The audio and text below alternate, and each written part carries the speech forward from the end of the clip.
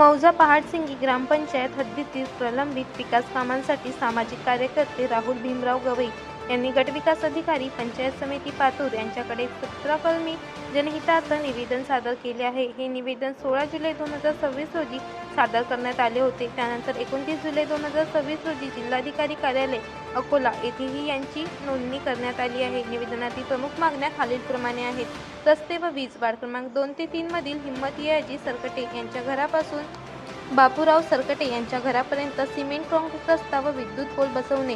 बुद्धविहारापासून भीमराव गवई यांच्या घरापर्यंत paver block रस्ता तयार करणे। पाणी व स्वच्छता वार्ड क्रमांक 1 व 3 मधील पिण्याच्या पाण्याच्या विहिरीवर स्वच्छता करून लोखंडी जाळी बसवणे। प्रत्येक चौकात कचरा कुंडी बसवून महिन्यातून 2 वेळा गाव स्वच्छता अभियान राबवणे।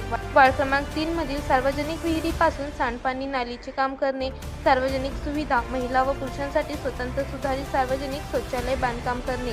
स्मशानभूमीत पेव्हर ब्लॉक बसवण्यासाठी बाकडे पाण्याची टाकी, वृक्षारोपण व सुशोभीकरण करणे। शैक्षणिक व प्रशासकीय अंगणवाडी व जिल्हा परिषद प्राथमिक शाळा पहाडसिंगीचे वॉल, कंपाऊंड, गेट, रंगरंगोटी व वृक्षारोपण करणे। नवीन स्वतंत्र ग्रामपंचायत भवन बांधकाम आणि समाज मंदिराची दुरुस्ती व रंगरंगोटी करणे। इतर मागण्या जलजीवन मिशन योजनेचे अपूर्ण बांधकाम पूर्ण करून घरघरी नळ जोडणी चालू करणे। सर्व सार्वजनिक विहिरीमध्ये दर आठवड्याला ब्लिचिंग पावडर टाकणे।